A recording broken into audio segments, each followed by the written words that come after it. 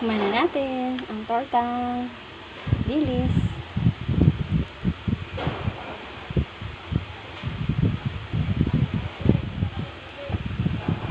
Siyempre, meron tayong suka na maanghang.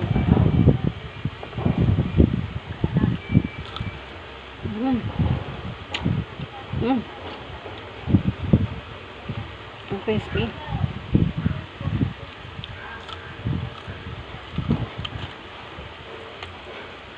Ang sarap.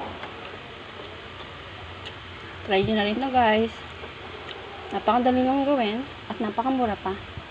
Meron na kayong pang ulam at masustansya rin.